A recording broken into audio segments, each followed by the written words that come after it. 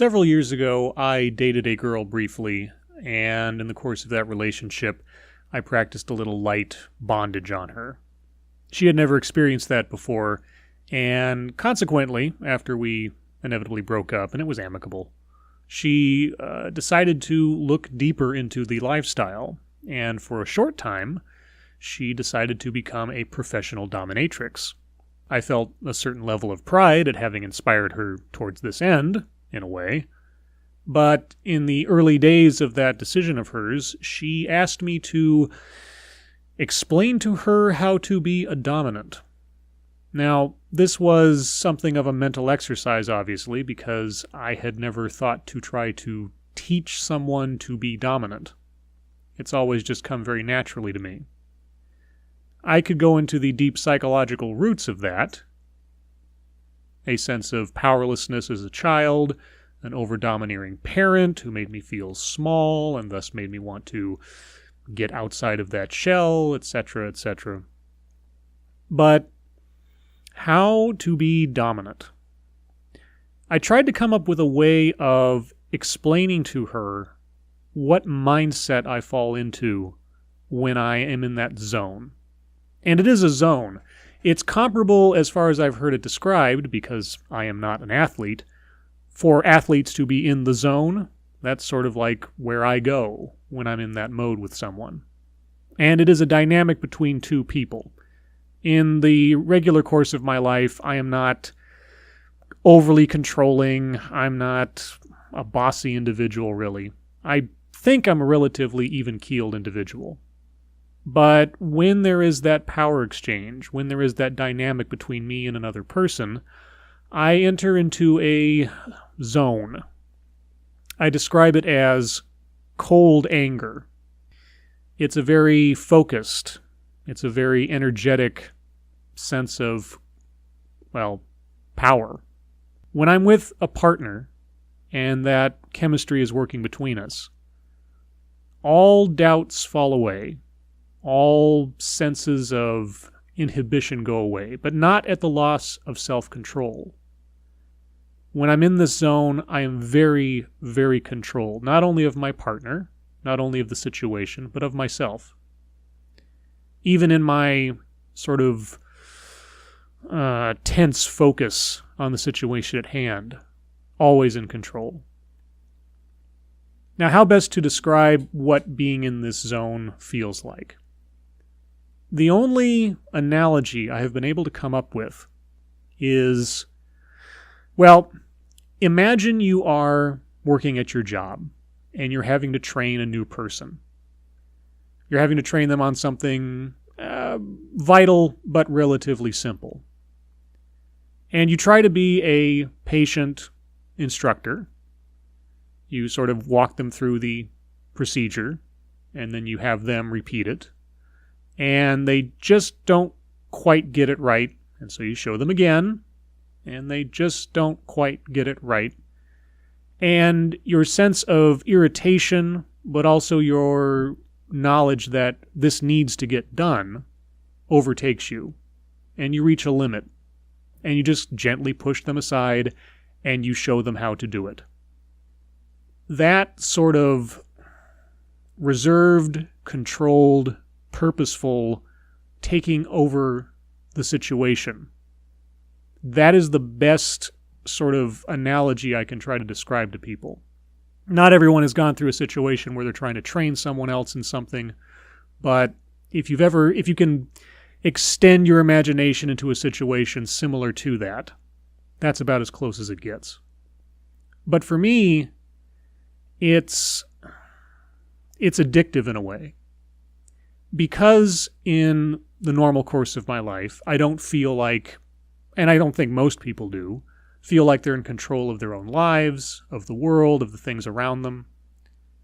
When I get into that mode, when I get into that zone, it is as though I am completely unfiltered. There is no doubt. There is no fear. There's no second guessing. I know exactly where I am. I know exactly who I'm with. I know exactly what needs to be done. But the part that you have to remember about that, at least for me, I can't speak to others.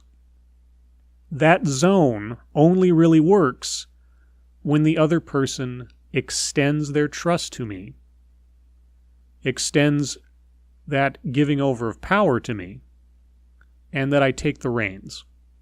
Not literally, though I guess it could be literally, depending on the equipment involved. It's a dynamic. It's a sharing. It's a trust. Not only them trusting their physical safety, their mental safety with me, but also the trust that I am putting in them that we have an understanding to explore. And I don't mean explore each other's bodies or anything like that. There's a element of self-development, at least for me, that has come along with these experiences. Because every partner is different. Every person has different likes and different dislikes, different limits, different fears, different curiosities. I have a tendency to tailor myself as a dominant as much to the submissive as maybe they feel they have to tailor themselves to me. My first and primary concern when playing with a new partner for the first time is the discussion, the negotiation, as it's more formally called.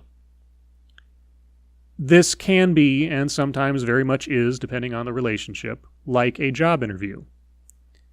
Before you put your safety into someone else's hands, whether it's physical, emotional, mental, you should have some notion about who you're dealing with. This is just common sense. It's unfortunate that in many cases that I have heard about, or have been tangentially witness to, those discussions didn't take place ahead of time, and not so healthy things occurred. You should have an idea of what your partner is looking for. I mean, in a way, if you're engaging in a strict BDSM relationship, it's almost like speed dating in a way, because you're getting all the extra stuff out of the way first and getting down to brass tacks about a very specific part of your makeup, your sexuality, your turn-ons, your kinks. There's not a lot of pretense if that is the focus.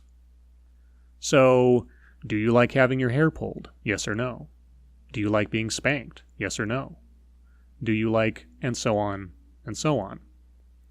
Now, you're not going to obviously come up with every question to ask or every possible move you could make or every contingency. But you need to set some ground rules. You need to set a baseline so that when you start playing with your partner, you'll know where you can go, where you can't go, and where they are nervous about going but are curious to go to. That's one of the questions I always ask my partners when it's some more...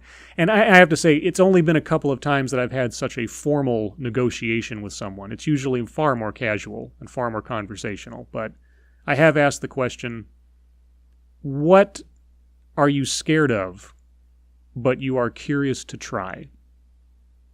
You know, not just the hard limits of what do you really like and what do you not like, but what rests in that sort of nebulous zone of exploration. And that's sort of the boundaries in which you have to exist as a dominant. Now, that's not to say that dominants don't have their limits as well, you know. Some dominants like to be called daddy. Some dominants are creeped out by that. Same goes for the submissive. Maybe they don't want to call their partner daddy, or maybe they really do. All depends. I'm kind of rambling here because I'm trying to give an overview of sort of how my mind works on this. And if you didn't already understand, I have to predicate everything here that this is me. This is not the rule. This is not the hard and fast, no pun intended, guidelines for anyone else's method.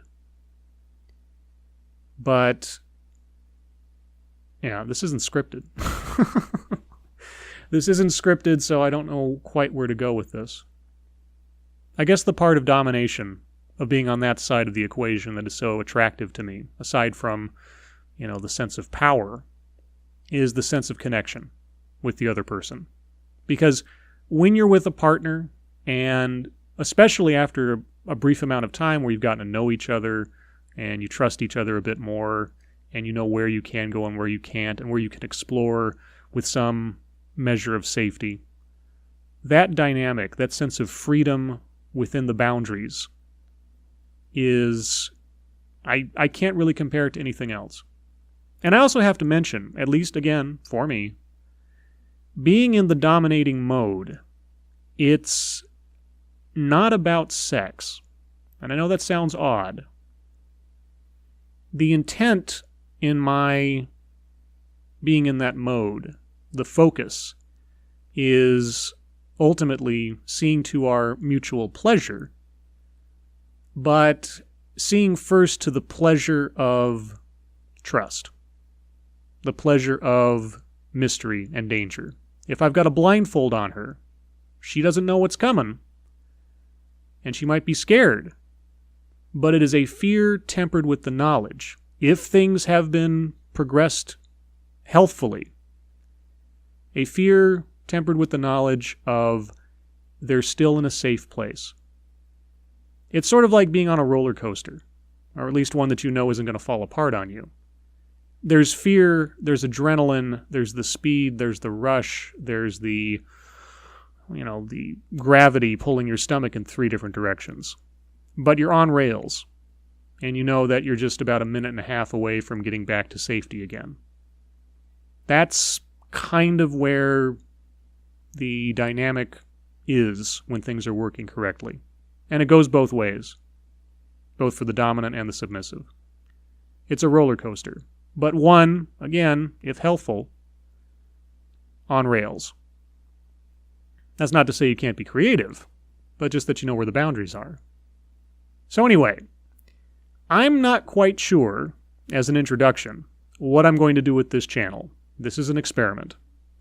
I may do something more structured in the future.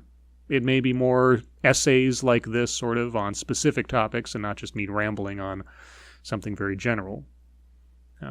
I may script something. I've had the notion of perhaps taking excerpts from 50 Shades of Grey and critiquing what is or is not, from my perspective, healthy or necessarily safe about what goes on in that storyline, as popular as it is. So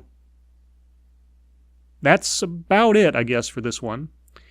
For those of you that are listening to this all the way to the end and tolerated my rambling to this point, if there is a subject, if there is some realm of this that you would like my opinion on, and again, it's just my opinion, or any advice or anything else that I might be able to extend to you, no pun intended, by all means, put a note in the comments and let me know. This is still a work in progress, this channel, so what it turns into may very well be dependent upon what my audience is interested in, as well as what I can potentially offer in the realm of those interests. So, as I say on my other channel, as always, thank you for listening.